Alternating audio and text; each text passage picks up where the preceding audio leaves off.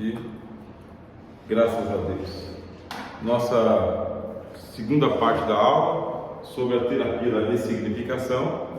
Nós já vimos aqui sobre que nós temos que identificar a experiência traumática para poder chegar no núcleo desse trauma, fazer uma reinterpretação sempre positiva, que é a mudança de perspectiva daquela realidade, e integrar aquilo que está na teoria com o dia a dia da pessoa. Tem que ser prático. Virar a cama, por exemplo, de posição, abrir a janela, fazer uma viagem, tem que ser prático. E agora vamos falar sobre os benefícios da terapia da ressignificação, porque ela pode transformar vidas, ajudando indivíduos a se libertarem do peso do passado e encontrarem sentido em suas experiências. O divórcio ele é traumático de todas as maneiras. Simplesmente abrir a Bíblia e apontar assim e dizer o seguinte: olha aqui o que Jesus falou sobre o divórcio. Está aqui. Olha o que diz aqui no profeta: eu, Senhor, detesto o divórcio. Você pegou e abriu a Bíblia, que já é chamado de texto que prova. Enquanto você não passou na sua experiência ou na sua família. Enquanto não foi com seu filho, sua filha, enquanto não foi com você, enquanto não foi com seu pai, sua mãe. Então a gente consegue pegar o remédio amargo e come aí, remédio amargo, porque pelo menos ele sabe. E passa pela experiência, que a pessoa perdeu um casamento, mas não perdeu a fé. Perdeu o casamento, mas não perdeu a vida está pela frente. E o que a gente vai fazer com esses grande número de pessoas que estão passando pelo divórcio e que continua crente, não perdeu a fé, nem a qualidade da fé? O que vai fazer? Os ministérios tiveram que parar para poder falar sobre esse assunto, para não desintegrar a vida das pessoas, porque salvação em última instância é entre o crente e Deus. Deus ainda não deu a procuração para nenhum de nós colocarmos ninguém abaixo da salvação, ainda continua na mão de Jesus. Então precisa ser administrado não somente com a ética, mas tem que ser administrado também com o coração. Não só o divórcio, tem a morte, né? A morte de ente querido, ente por perto, e às vezes não é uma perda tão grande como a morte de um ente querido, pode ser um trauma, como por exemplo aí, essa semana a gente está administrando um problema aí da amiga da minha esposa, que o filho, ele foi para a piscina, como todos nós vamos. Já programou a piscina de vocês aí para esse fim de ano, do ano que vem? Nós já programamos, tá, pastor? Não fica uma temporada aí sem estar presente aqui, a gente já programou, vamos passar uma ilha, né? Nadando.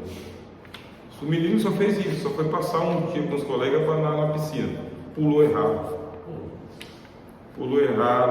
esmagou a medula.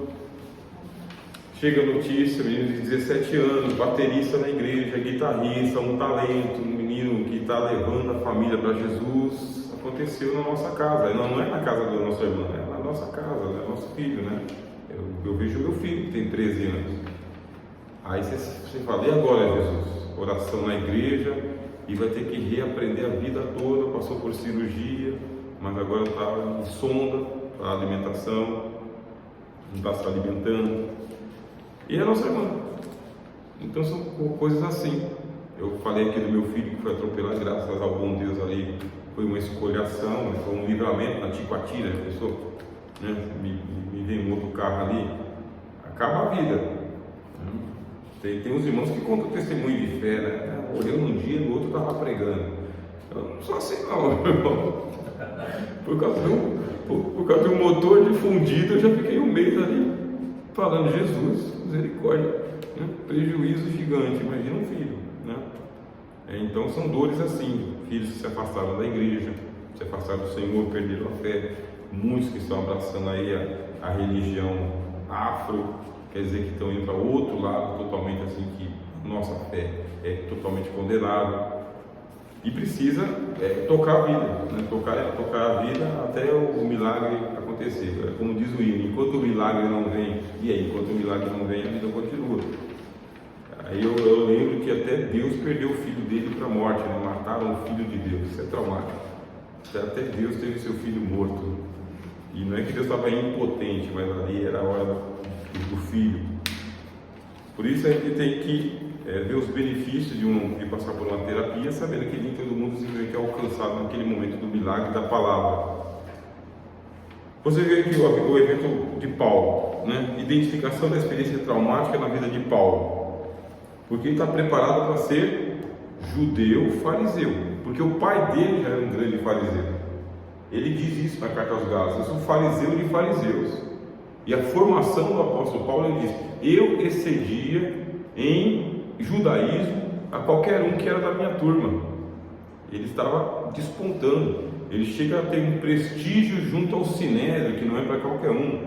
O Sinédrio é a casa de leis, o Sinédrio é a casa dos antigos. Aqui no nosso ministério, que é o Ministério do Belém, é alguma coisa muito próximo da mesa diretora da Assembleia de Deus.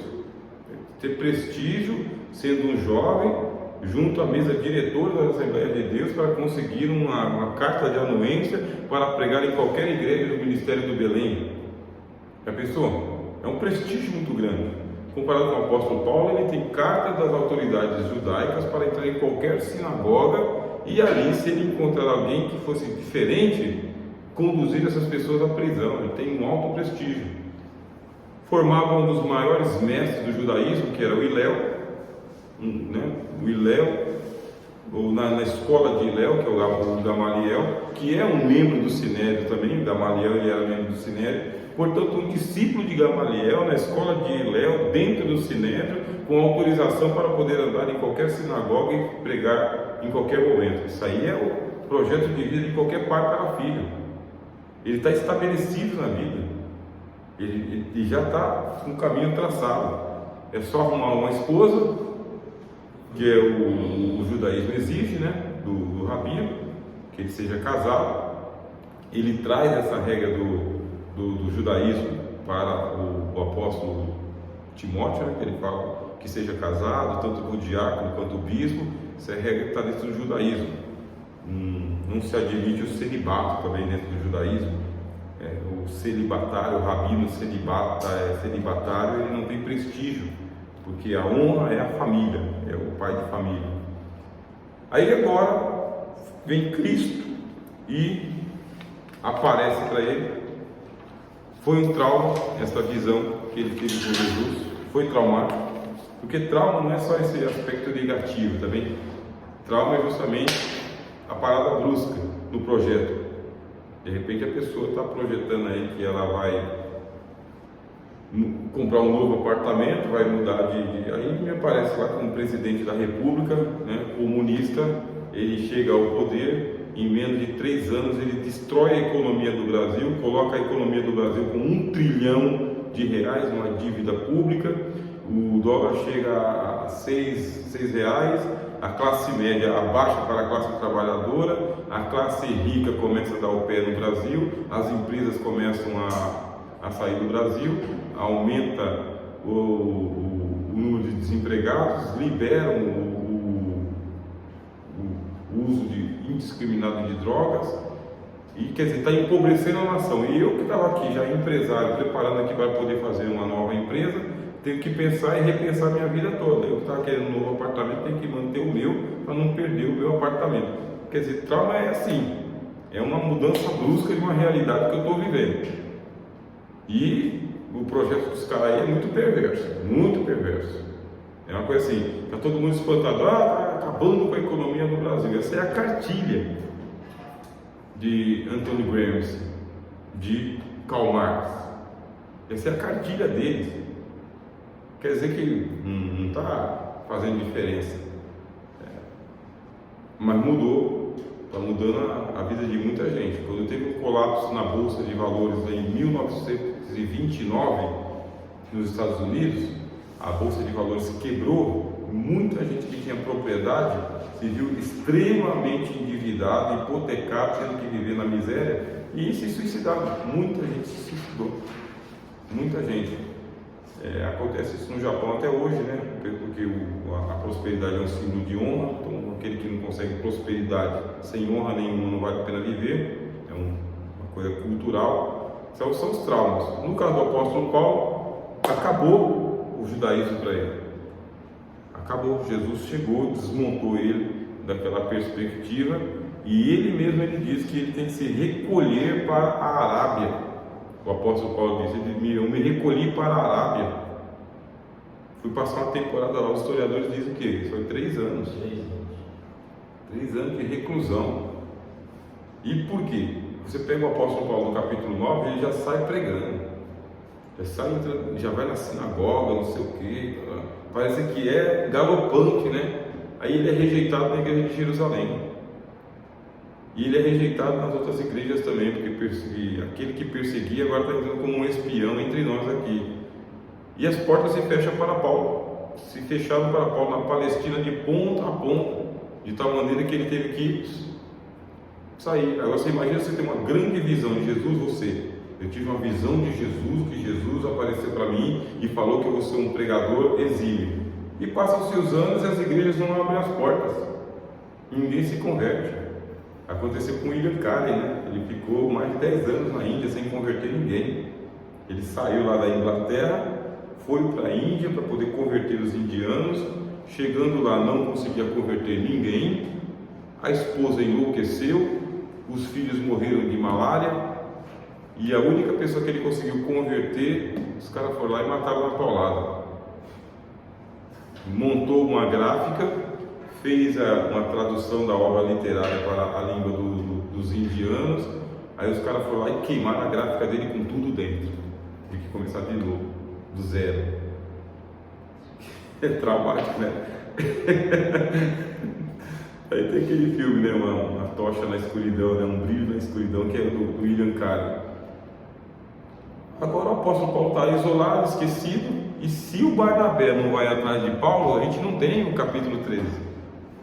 É o Barnabé que estava em Jerusalém, que lembrou do apóstolo de Paulo para trazer ele para a igreja de Antioquia, porque Pedro não foi atrás, Tiago não foi atrás, nem Jesus foi atrás.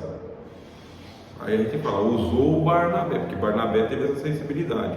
Foi procurar o jovem Saulo que tinha perdido aquela perspectiva.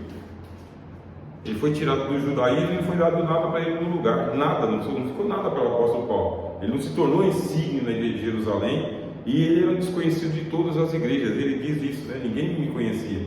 E daqui a pouco ele começa, né, a obra dele, e as igrejas que ele vai fundando, tem um usurpador que vai lá e pega. A igreja de Corinto, né? Nem reconhecemos você aí, né? Apolo melhor do que você. Aí tem que reivindicar as igrejas de volta, porque ele fundou a igreja e alguém está lá tomando a igreja dele. Isso aí é a vida de Paulo. Quer dizer, precisa fazer agora toda uma reinterpretação, ao ponto de ele dizer para mim, ó, para mim o morrer é lucro. Uma pessoa quando chega no ponto de dizer morreu, se eu morrer para mim é lucro, a gente interpreta assim, poeticamente, heroicamente, né? Para mim o morrer é lucro, e o viver? Viver é Cristo. Aí você vai lendo as páginas, as letras do apóstolo Paulo, ele vive na perspectiva do encontro imediato com Jesus a qualquer momento, ao ponto de que ele coloca a própria vida em risco várias vezes. Está cansado? Será que já está?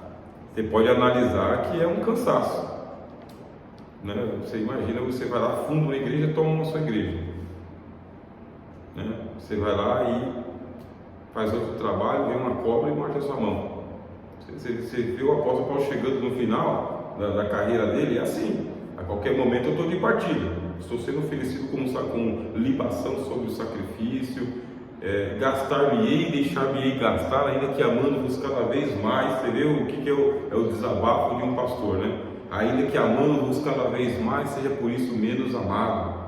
E escreve, né? Ainda que falasse a língua dos homens e dos anjos, se não tivesse amor, nada disso significaria. E quando ele escreve sobre Alexandre o Latoeiro, causou-me muitos males, né? Esse inimigo seja entregue a Satanás. Você vê que o apóstolo Paulo tem todos esses choques que ele recebeu. Ele diz que da vida eu me desesperei, né? Da vida eu me desesperei, lutando com homens e feras. Ler as cartas do apóstolo Paulo sobre essa perspectiva de um psicanalista, para você poder fazer esta aplicação, tanto na própria vida, ministério, quanto na vida de outras pessoas, ajuda muito. Então nós temos um Paulo bem heróico, muito heróico, a gente faz isso. Aí eu lembro do Senhor Jesus falando, vocês são assim mesmo, vocês adoram o sepulcro dos profetas, isso é coisa de vocês, né? E aí se vivêssemos no tempo dos nossos pais, nunca que nós iríamos aí fazer o que fizeram com os profetas. Enchei, pois, a medida da iniquidade dos nossos pais, que mataram os profetas. Então a gente pega e fala, Paulo. Se Paulo fosse o pastor aqui da nossa igreja, da sua igreja, Paulo dele. Pastor, interessante é que a gente, essa aula, ela nos dá uma nova visão sobre Paulo, né? A gente está acostumado, eu sempre gostei muito de Paulo, assim a gente acha Paulo um homem abnegado, mas era um homem que nem a gente, então esses problemas, essas intempéries na vida dele deve ter mexido bastante com ele, né? Não é só abnegação, às vezes também ele já está cansado, mesmo que o senhor falou agora. Cansado, você lê a carta dele escrita para Timóteo, ele fala assim: ninguém me assistiu na minha primeira defesa.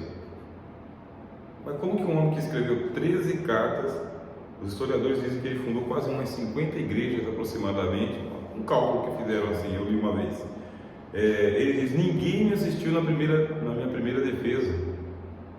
Todos me abandonaram, só Lucas está comigo. Então a gente tem o nosso presidente aí que ele é bem referenciado em nosso meio, mas não é o caso do apóstolo Paulo. Paulo não tinha esse referencial, ele era um diferenciado, foi colocado na corte italiana lá e converteu a guarda palaciana todinha ali, a pretoriana, ainda assim o pescoço foi separado do corpo. Ninguém me assistiu na primeira defesa, ninguém. Aí você vê o apóstolo Paulo, que precisa trabalhar juntamente com Priscila e Áquila, que eram fazedores de tenda, por causa que ele não tinha sustento diário, nem da igreja de Jerusalém, que ele sempre mandava coleta para a igreja de Jerusalém, ninguém assistia a ele, ninguém. E isso vai causticando a gente que é reivindicador de direitos, né? Meu pastor não me visitou, não vou mais. Então você fala assim, então é bom pregar sobre Paulo, mas e aí, você seria companheiro de Paulo? Você seria companheiro de Paulo? Resistir-lhe na cara porque era repreensível, Pedro, né? Resistir-lhe na cara, Paulo, desse jeito assim, sem filtro, né, meu? Resistir-lhe na cara.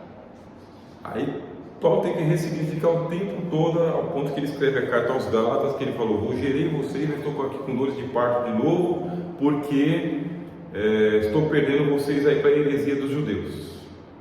Cristo para vocês nada aproveita, é isso. O tempo que eu passei aí está caindo tudo por terra, vocês vão cair da graça mesmo. Pois então eu vou dizer para vocês que o que eu aprendi não foi lá em Jerusalém com Pedro, Tiago e João, não. O que eu aprendi não veio de homem nenhum. Aí você vê o que eu coloquei para vocês aqui, que é uma espécie de ressentimento. Não foi com homem nenhum, não. Foi não. Vocês que estão aí se gloriando nos homens aí, não foi. Eu aprendi pela revelação de Jesus Cristo. E a mim ele me apareceu como um abortivo, alguém nascido fora do tempo.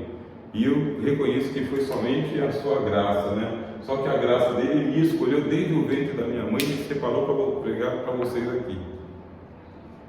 Tem uma carga pesada naquilo que ele está falando. E chega ao ponto de ele dizer assim: quem é de nós aqui que pega e fala: insensatos Gálatas, insensíveis, né? Insensatos, seus insensíveis Gálatas, eles estão trocando o evangelho por outro evangelho, que mexeu na ferida.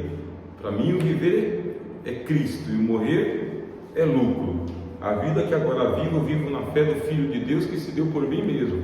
E se eu quisesse agradar aos homens, nem servo de Cristo eu seria. Toda carregada, as cartas são bem carregadas de um bom judaísmo trazido para o cristianismo e um bom evangelho ali que os apóstolos não conseguiram pregar. Aí teve uma ressignificação, e o ponto central da ressignificação da vida de Paulo era justamente esse: o morrer é lucro e o viver é Cristo. Então a centralidade de Cristo. E algo aconteceu com a vida de Pedro também, né? Coloquei para os irmãos aqui a ressignificação na vida do apóstolo Pedro. Primeiro, assim, aquele fato de ter negado Jesus foi o fundo do poço, porque ele criou uma alta expectativa E quando você tem uma alta expectativa de você mesmo que você não alcança, então dá um desânimo muito grande, né? Eu vou fazer um voto. Eu vou fazer um voto e vou cumprir o bendito do voto. Aí você é um GFT da vida. Rapaz, você faz um voto de um tamanho desse. O primeiro que me sair ao encontro aqui, eu vou oferecer em sacrifício. Quem sai? Filha. Então você criou uma alta expectativa, disse que ia fazer um tal de um voto, que você fala que é impagável um voto como esse. E a gente faz esses votos, está na virada de 2024 para 2025, né? Faz aquela oração da fé que ensinaram na igreja da confissão positiva, né? Faz a oração da fé para mudar tudo, né? Aquela lista dos 12 desejos, participa aí da campanha das 12 sementes para 12 meses de prosperidade, e enfim, é coisa bem nossa mesmo, né? Mas não dá certo para todo mundo, e agora que a expectativa não foi cumprida, Pedro caiu no fundo do poço. A situação dele, dos apóstolos aí, não deixarem ele sozinho tempo nenhum. Vou pescar, eu vou com você. É porque o pensamento é mesmo de ponto final, não está conseguindo superar. Jesus passou ali as 3 aparições de Jesus, ele não falou nenhuma vez com Pedro. Você imagina, Jesus morreu, ressuscitou, apareceu para Maria Madalena, apareceu para outra Maria, apareceu para os discípulos no caminho de Emaús, apareceu e falou com todos eles ali, não falou com Pedro no primeiro dia da ressurreição. Na segunda semana da ressurreição não falou com Pedro, na segunda semana. E ele já tinha dito, vocês falem para os meus discípulos e falem para Pedro, que eu vou falar com ele lá na Galileia. Só que Jesus não ressuscitou ali na Galileia, Jesus ressuscitou em Jerusalém. A primeira aparição foi em Jerusalém. E por que ele manda um recado através de outra pessoa? Porque Pedro, estou aqui, Jesus.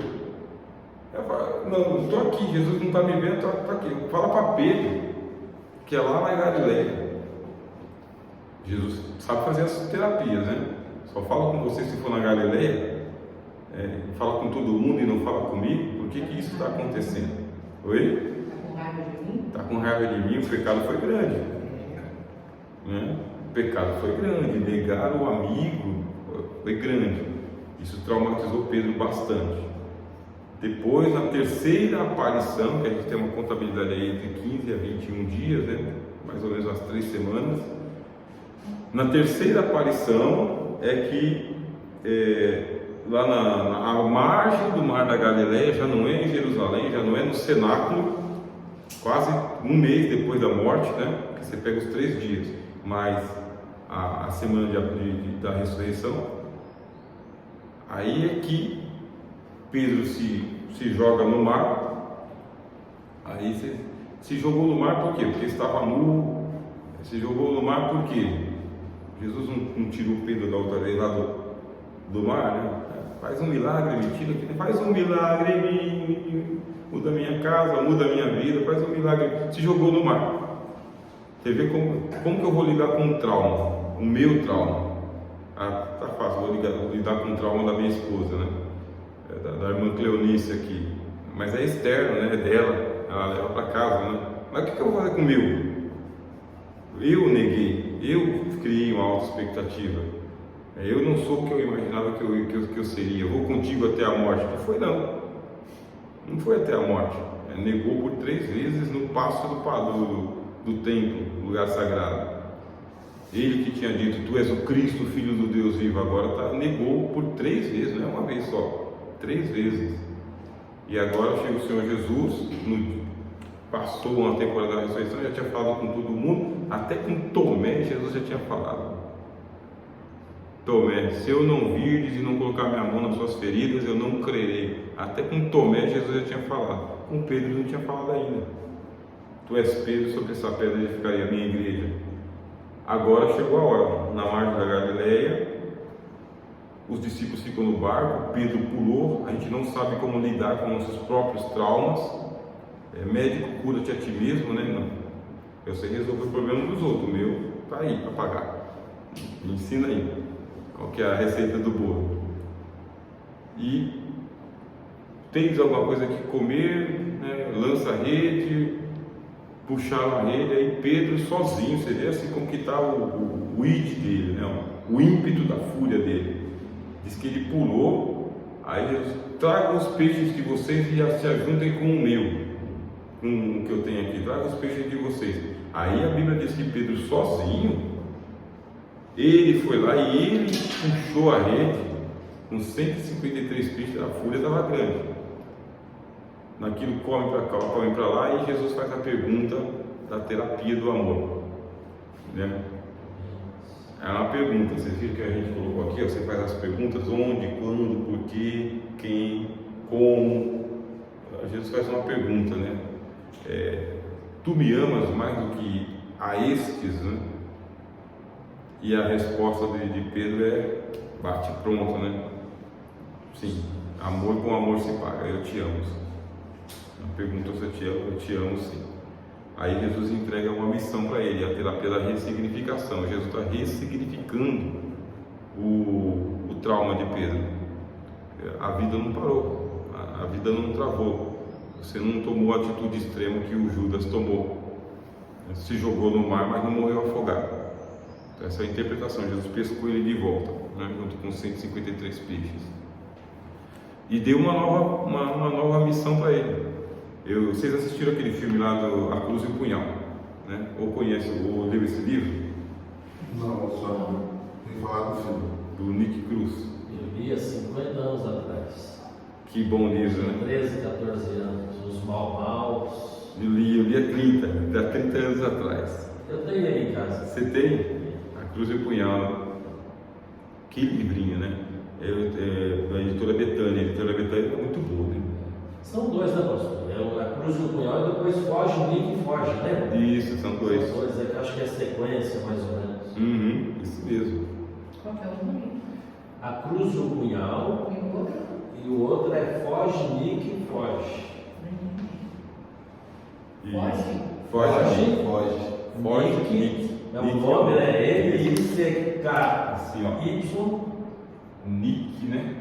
Assim, acho que é Y-I, agora não é Y mesmo. Foge, Nick, Foge. Nick. E aí foge de novo. Isso. Foge. Ah, tá. É do Nick Cruz. Tá? Nick, acho que é Essa assim. capa verde, né?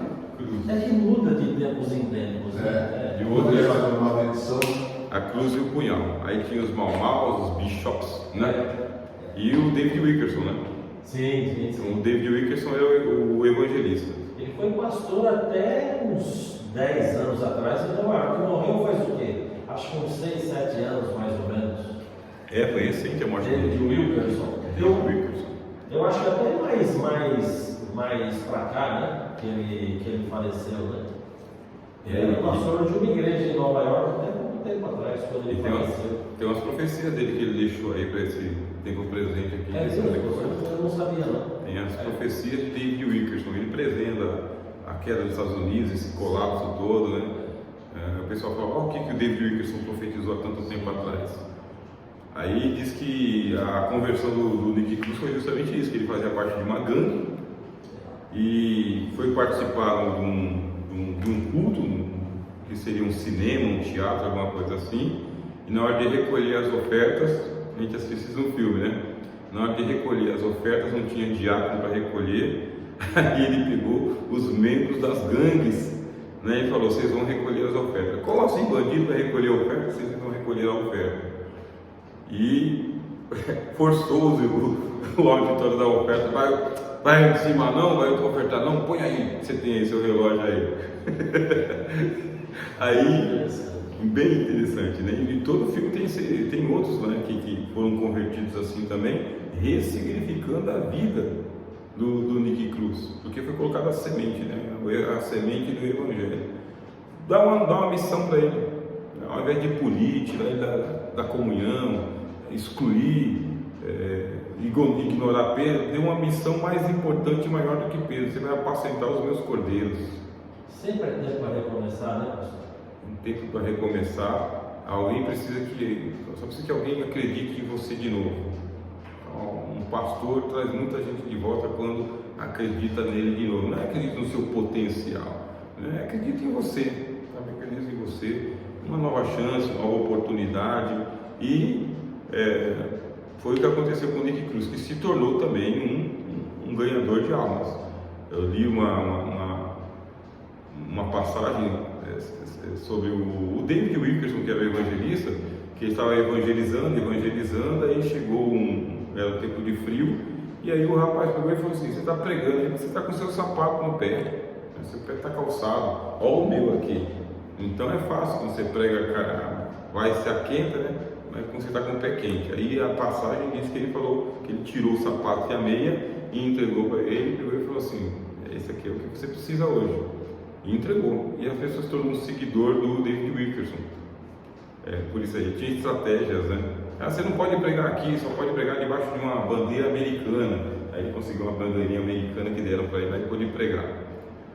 Então a terapia da ressignificação é abrir essas novas oportunidades, mostrar que a vida ainda não acabou, não é minimizar, dizer não existiu trauma, existiu trauma e a dor, mas ela está localizada num tempo, numa ocasião, e que agora existe um novo tempo, uma nova oportunidade. Foi o que Jesus fez com o apóstolo Pedro, entregando a ele uma grandiosa missão. Ele não estava tão preparado, ele não se sentia preparado para aquela grande missão, tanto é que ele transferiu para Tiago continuar. Ainda assim, Jesus nunca desistiu de Pedro, sempre continuou com Pedro até o dia da morte, em que Jesus tinha dito: você vai me glorificar morrendo igual a mim. E foi o que aconteceu. Eu quero agradecer aqui a presença dos irmãos, das irmãs, nesse momento, nessa aula que nós tivemos hoje aqui. Fica assim, para o ano que vem, o nosso quarto encontro. Nesse dia do quarto encontro, é o dia que eu já vou trazer os certificados dos irmãos e das irmãs para a terapia da ressignificação. Com esse certificado é mais um passo que a gente vai dar aqui para um credenciamento. Esse credenciamento quer dizer que pode se apresentar como um psicanalista pastoral, pode se apresentar. Aí começa a atender as pessoas. Certamente que existe bastante resistência no nosso meio. A gente sabe que resistência é uma coisa comum, porque espera que Jesus venha fazer igual o anjo, que é mexer as águas, né? Então, que Jesus faça a sua vontade, mas existem pessoas que têm abertura e Deus vai abrir as portas, como aconteceu com o irmão, nosso irmão Lorival, nosso pastor, né? Acontece com a nossa irmã Cleonice, acontece comigo também. Sempre tem pessoas nos procurando para poder ter um aconselhamento. Deus sabe enviar as ovelhas para o seu pastor. Vamos agradecer a Deus?